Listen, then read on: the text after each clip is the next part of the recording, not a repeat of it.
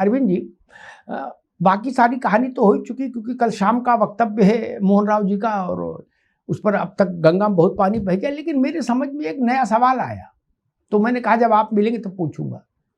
ये जैन जी को लेके सारी समझ जो भागवत जी ने बताई, कल जताई, वो जंतर मंतर के बवाल के बाद ही आई है या उससे पहले भी जैन जी का एग्जिस्टेंस था और उसके बारे में इसी धारणा थी? यह सारा जैसे नहीं भगवान बुद्ध को बोध वृक्ष के नीचे ही पहुंचे तब जाके ज्ञान जागृत हुआ। चीजें थी यूनिवर्स में, लेकिन उनके उसमें पकड़ में तब आई।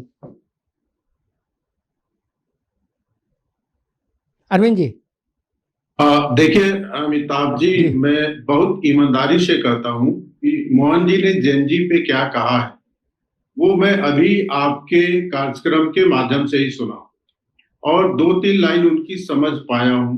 एक तो प्रश्न किया गया है मोहन राव भागवत जी से, उस प्रश्न के जवाब में कहते हैं कि जैन जी जो है इस देश का दुश्मन नहीं है, नई पीढ़ी है, पुरानी पीढ़ी के तुलना में ज्यादा समझदार है, ज्यादा ऊर्जावान है। इस तरह की बातें वो कर रहे हैं। नहीं, उन्होंने ये भी कहा कि ज्यादा देशभक्त है, हम सारी पीढ़ी से ज्यादा देशभक्त, ज्यादा ईमानदार, यानी पुरानी पीढ़ी में बेईमानी की संभावनाएं रही हैं, ऐसा भी कुछ इंडिकेशन लग रहा है। नहीं, मैं तो केवल इतना ही लूंगा, किसी को ज्यादा समझदार कहा जाए तो इसका मतलब नहीं कि बाकी लोग मूर्ख होंगे, वो सकारात्मक रूप से मैं लेता हूँ। देखिए अमिताभ जी, उसको मैं छोड़ता हूँ, मैं शंका प्रवक्ता नहीं हूँ। मैं तो इतना ही कहूंगा कि जैन जी यानी क्या? जैन जी मतलब नई पीढ़ी, और हमेशा से माना गया है कि नई पीढ़ी ऊर्जावान होती है, उसकी ज्यादा महत्वपूर्ण भूमिका होती है। कोई भी बड़ा जब परिवर्तन होता है या समाज और देश में कोई बड़ा काम होता है तो उसमें नई पीढ़ी का बहुत महत्वपूर्ण योगदान होता है। और कहा जाता है कि जिस ओर जवानी मुड़ती है उस ओर जमाना मुड़ता है, तो इसके महत्व को कोई इनकार नहीं कर सकता है। आपने पूछा कि मोहन जी अभी बात कर रहे हैं कि बाकी समय भी करते हैं। मुझे लगता है संघ नई पीढ़ी के लिए अपने स्कूलों के माध्यम से, अपनी शाखाओं के माध्यम से और अपने कार्यक्रमों के माध्यम से किसी भी अन्य संगठन के तुलना में ज्यादा संपर्क में रखता है, नंबर 1। और जब कोई विषय चल रहा हो, उससे संबंधित कोई बयान आता है तो स्वाभाविक रूप से उसको ज्यादा दिखाया जाता है। मैं इतना ही समझ पा रहा हूँ। मैं एक बात एक लाइन और जोड़ना चाहता हूँ। अमिताभ जी देखिए, जैन जी हमेशा महत्वपूर्ण है और इस बात को राहुल गांधी जी के परिवार ने भी समझा, अखिलेश जी के भी परिवार ने समझा और भारतीय जनता पार्टी विचार परिवार ने भी समझा। इसलिए आज का जैन जी का जो उम्र है, उसके उम्र के आसपास 3 लोग भारत के राजनीति में आए। राहुल गांधी जी भी आए, अखिलेश जी भी आए और योगी आदित्यनाथ जी आए। 2 लोगों ने बेहतर परिवर्तन कर दिया। अब राहुल जी नहीं कर पाए तो उनके मन में कसक रहती है, वो कहते हैं कि परिवर्तन। ठीक है अरविंद जी, कई बार होता है कि जब हमको बोलना चाहिए तब हम मौन हो जाते हैं, और जब हमारे बोलने का बहुत प्रतिध्वनि दूर तक नहीं जाए तब हम बोलते हैं। का वर्षा जब कृषि सुखाने।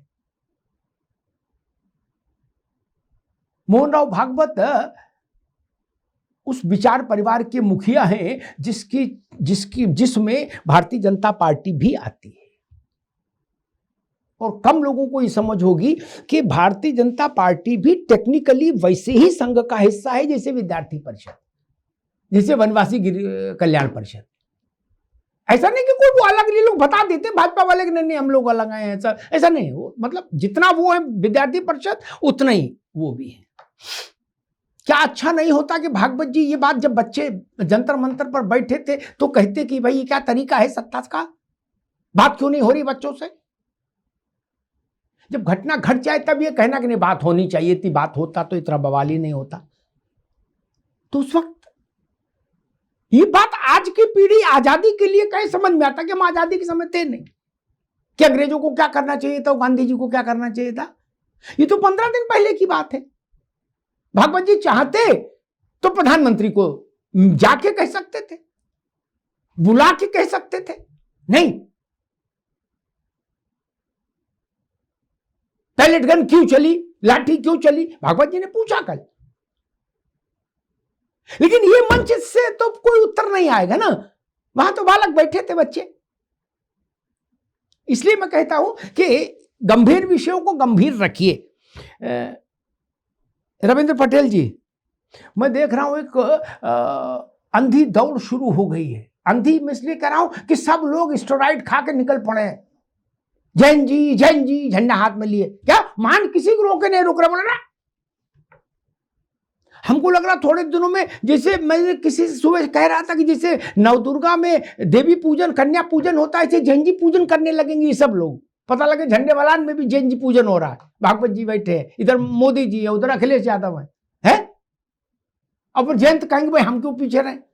वो कहेंगे रविंद्र तुम भी पकड़ के लाओ 10-12 जैन जी, फोटो खिंचाओ, एक वीडियो बनवाओ, मैं पाँव धो के रोली चंदन करके इनको दही जलेबी खिलाऊं। क्या यार, हमारे यहाँ ये टोकनिज्म इतना है कि मूर्ति बना दो, मूर्ति के ऊपर माला डाल दो, पर हो गया काम। वही काम जैन जी के साथ भी करना चाह रहे हो सब लोग। मुझे तो लग रहा नेताओं की अति सक्रियता देख के जैन जी को डर जाना चाहिए कि ये क्या बवाल हो गया भैया, ये लोग क्या चाह रहे हैं, इनके मन में क्या है। पटेल जी कुछ अटपटा लग रहा है यार। जिन्होंने कभी जैन जी की ओर देखा नहीं, जैन जी कुछ बोल दिया है, ससुर नाक पोछने की अकल नहीं आई, भाषण दे रहे हैं क्या? वो सब कह रहे हैं कि जैन जी जैन जी जैन जी जैन जी। ये क्या हो रहा है सर? लोकतंत्र में जी, लोकतंत्र में संख्या बल का अपना ये जनसंख्या भारत में जैन जी की संख्या अभी बढ़ी है। 15 दिन में इतनी संतानें हो गई भारत की। हाँ, ऐसा नहीं है जी। आप जो प्रश्न उठा रहे हैं वो बिल्कुल लाजमी है, लेकिन मैं अपनी बात को अपने शब्दों में कह लूं, उसके बाद इसको आप परिभाषित करिएगा, उसको बाइफरकेट करिएगा। जी, मैं कहना ये चाह रहा हूँ कि जिस तरीके से अपनी हमारे टीनेजर्स कहना ठीक नहीं है, हमारे युवाओं ने, छात्रों ने जिस तरीके से अपनी बात को रखा और वो रख रहे थे, निश्चित तौर पे उनकी बात को सुना जाना चाहिए था और सुनना चाहिए था, और उस पर जो भी अमल जामा हो सके पहनना चाहिए था। सरकार का ये काम है, संवादहीनता नहीं होनी चाहिए। संवाद हमारे लोकतंत्र का एक हिस्सा है और यही इसकी खूबसूरती है। लेकिन कहीं न कहीं कुछ गतिरोध रहा, जिसका ये परिणाम रहा कि इस व्यापक पैमाने पे जैन जी ने अपनी ताकत को दिखाया, और वो हमारे घरों के बच्चे हैं। और जब बात बच्चों पे आती है, मैं भी 2 बच्चों का, एक बेटी एक बेटा का पिता हूं, जब बात बच्चों पे आती है तो हम जैसे लोग भी विचलित हो जाते हैं। आज सरकार जिस बात को समझ रही है, सरकार ने समझा कि हमारा वर्तमान जो है वो भविष्य है, ये बच्चे भविष्य है। हम वर्तमान को सुधारेंगे तभी हम भविष्य को सुधार पाएंगे। तो सरकार भी उनकी बातों को अमल करके अपने शिक्षा मंत्री का इस्तीफा भी लिया और उनकी बातों को समझने के लिए विचार मग्न है, कमेटी बना दी गई है। और आज तो आदरणीय योगी जी ने प्रदेश सरकार के मुखिया होने के नाते उन्होंने जिस तरीके की बात की कि 16 से 35 साल के लिए हम अड्डा, युवा अड्डा बनाएंगे जनपदों में, और क्या क्या उनकी कार्य योजना है अभी उसको अमली जामा पहनाया जा रहा है। लेकिन उन्होंने जो कहा, ये कहीं न कहीं उनके ये एक जैन जी एक ऐसा कह लीजिए क्राइटेरिया बन गया कि हर व्यक्ति इस पर बात करना चाहता है, क्योंकि राजनीति में आप सत्ता की प्राप्ति के बिना कोई परिवर्तन नहीं कर सकते, और सत्ता प्राप्त करने के बाद सत्ता को बनाए रखने की जिम्मेदारी भी सत्तासीन के मुखिया की होती है, चाहे आदरणीय मोदी जी हो चाहे आदरणीय योगी जी हो। और उनको पता है कि ये बानरी सेना अगर अपने पे आ गई, अगर ये बानरी सेना अपने पे आ गई तो फिर ये परिवर्तन कर देगी, और अगर बगल के देश की सरकारों का असर भी देखा है लोगों ने। तो मैं ठीक है रविंद्र जी, मैं सिर्फ इतना कह रहा हूं, मैं तो सबकी बात सच्ची मान रहा हूं। नेताओं को गलत बोलने वाला कहने का दुस्साहस मैं कैसे कर सकता हूं? सारे नेता इतने शक्तिशाली होते हैं। मैं तो ये कह रहा हूं, छोटी बुद्धि उतनी सी बात बोल रहा हूं। अरविंद जी, आपका भी ध्यान चाहूंगा कि जितने लोग जैन जी का पाठ कर रहे हैं, जैन जी श्लोक का, स्तोत्र का, वो लोग अपने अपने संगठन में निर्णायक पद, क्या मोहल्ला सुधार कमेटी नहीं, निर्णायक पद, संघ के राष्ट्रीय पदाधिकारियों के टीम में, जिसमें दत्ता जी हैं, जिसमें बाकी लोग हैं, जिसमें आलोक जी हैं, जिसमें मधु अतुल लिमय हैं, सब लोग हैं, वहां 2-4 को हटा के 2-4 जैन जी ले आओ। भागवत जी की अवस्था भी हो गई 75 साल, हालांकि उन्होंने कहा कि मैं 100 साल तक काम करूंगा, संघ चाहता है कि मैं 100 तक करूं। तो हम 100 साल तक काम करेंगे, अच्छी बात है, आप में सामर्थ्य है, करिए, ईश्वर करे 200 साल तक करिए, लेकिन अपने नीचे 2-4 जैन जी लगा लो। यही बात अखिलेश जी से कहूंगा, यही मोदी जी से कहूंगा, यही नितिन नवीन से कहूंगा, यही प्रियंका गांधी से कहूंगा। और कम से कम कांग्रेस तो सबसे पहले 85 साल के वो चाचा हमारे खड़गे जी, उनको तो घर भेजो यार, उनकी जगह कोई एक दीप के टाइप का लड़का बैठाओ, वे बिल्कुल जैन जी का 100% वोट रिप्रेजेंटेशन करें। अखिलेश जी, राहुल जी कोई जैन जी में नहीं है, जयंत चौधरी कोई जैन जी में नहीं, ये कब की जैन जी पार हो गई, इनके सबके अखिलेश जी के तो बच्चे जैन जी में आ गए, इसलिए पीढ़ी बदल गई। इसलिए मैं कह रहा हूं कि अखिलेश जी, रामगोपाल यादव या शिवपाल यादव या वो जो पाल साहब हैं, उनमें से किसी के पद पर एक जैन जी की नियुक्ति करें तो जैन जी को भी भरोसा हो जाएगा कि अब की बात ठीक है। नहीं,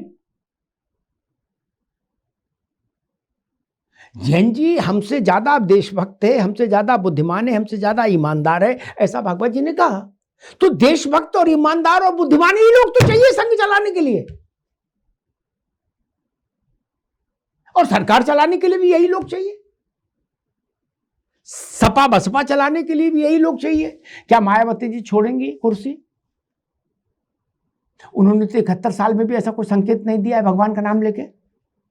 अभी उन्होंने एक अपना वक्तव्य जारी किया था कि सारे फैसले मैं ही लूंगी, आकाश भी कोई फैसला नहीं ले सकता। और जैन जी जिंदाबाद, फैसले सारे मैं लूंगी, अरविंद जी फैसले सारे मैं लूंगा, ये फैसले सारी मैं लूंगी, और जैन जी जिंदाबाद। क्या यही मुश्किल है। खैर, अर्जुन मिश्रा जी, जब जिस चीज का बहुत शोर मचने लगे, वो जो चीज नारे में तब्दील हो जाए, क्या अब पहले हम लोगों के समय में नारा होता था, अभी वही नारा को रील समझ लो, रील भी नारा ही है अपने किस्म का है।